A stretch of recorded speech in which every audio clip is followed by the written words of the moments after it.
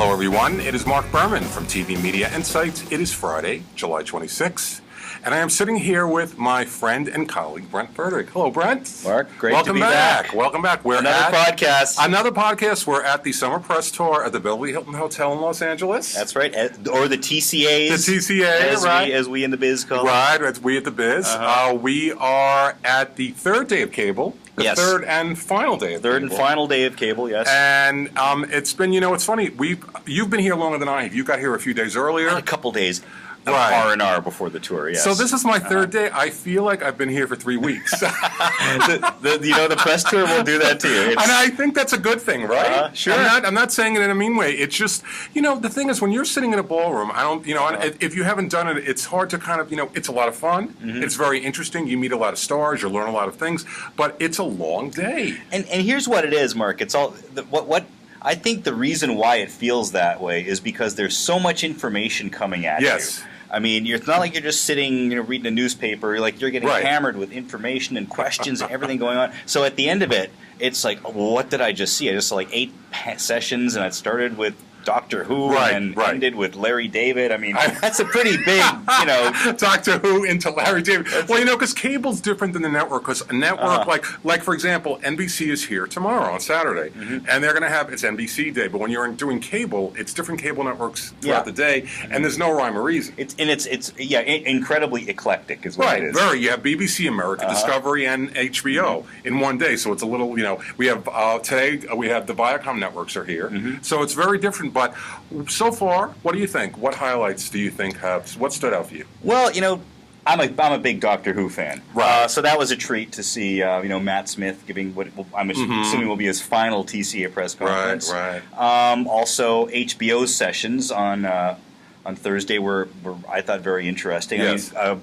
the Mike Tyson session I thought was fascinating, but of course the Larry David session for that new movie, Clear History. Yeah. Have you seen the movie yet? I haven't seen it yet. Have you? Yeah, I watched it before I came out here. Very funny. If you like Curb, you will like Clear History. Well, I have to tell you, in a way, I'm kind of like a younger version of Larry David. He had said he grew up in an apartment building, 6 floors, about 9 apartments on the floor. Everybody was Jewish. I grew up in an apartment building. I think there were 11 apartments on the floor. Everybody was Jewish. I'm looking like Larry David up here, and I only wish I had his success.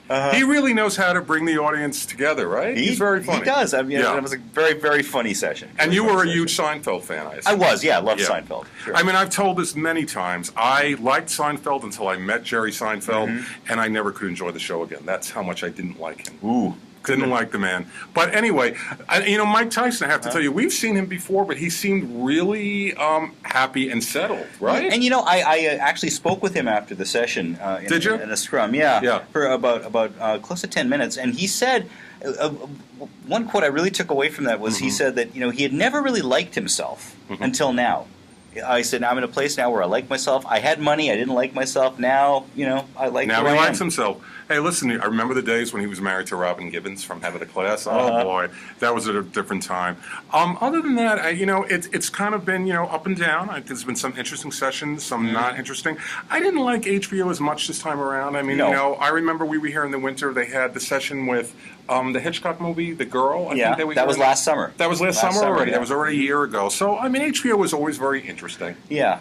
But I'm looking forward to seeing what we have coming up today. And, of course, I'm very invested in the broadcast network, so that is always very interesting to me. And we had, the TNT party the other night, which was quite an experience. It was. It was a big party, big turnout of stars. Big turnout. Conan O'Brien was there, but I didn't even see him. Right. But, but I did chat with Patrick Duffy from Dallas a little bit. That Patrick Duffy, very nice guy. Linda Gray, I love.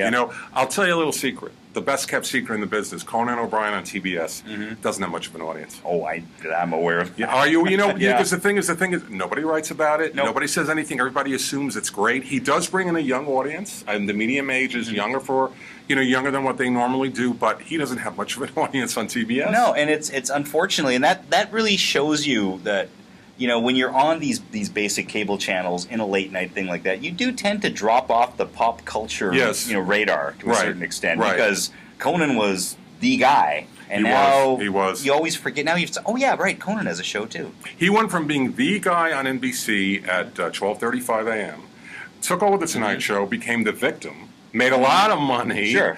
left, went to TBS, and lost a lot of his audience. And relevance, frankly. And relevance. You don't hear as much about him, but you don't ever see anybody writing about the fact that he doesn't do all that well on TBS. So it's an interesting thing. And there's certain things in the business you don't hear about that are out there, but it's kind of like hidden. You know? Well, that's an interesting point you bring up, Mark, because I know you delve into the ratings a lot. Yes. But, I mean, what is considered success for a network like TNT? The bar, I imagine, the bar is pretty low. The Closer was always a huge hit for TNT. Sure. But for late night, in an area when they've never really done any late night, and they're competing with not just the networks, they're also competing with, the Daily Show and Comedy Central and all the Adult Swim stuff on Cartoon Network. I mean, everyone's got to be shrinking. Well, we should have a show in late night. I think we would do very well talking about TV, pop culture. We could take call-in questions. I'll do trivia. You'll do, you'll bring your perspective. We could have a show. And that's going to be the future of television. A million shows like this. A million shows like this. Each with about 3 or 4 But viewers. we're relevant. We have more than 3 or 4 telling viewers. ourselves that. But anyway, we're going to get going because we're going to go to the Viacom networks today. And then I hope you'll join me again throughout the next couple of weeks. When Absolutely. we're together, which is always a pleasure. Because I have to say, I've said it before, I'll say it again, it's always better with 2 than 1. Okay? When I do this alone, and I mean this in a professional manner, it's not as much fun when you're alone. What are you telling me, Mark? I'm telling you, it's better with somebody else. So I'm very happy to have company here. Anyway, well, thank you very much for joining me. Thanks a lot, Mark. And we're going to head to the next session at the Summer Press Tour. I hope everybody has a great weekend, and we will be back with more news about our favorite medium, which is television. On Monday. So everyone have a great weekend. I am Marc Berman. You are Brent Furtick. And thank you very much. Take care.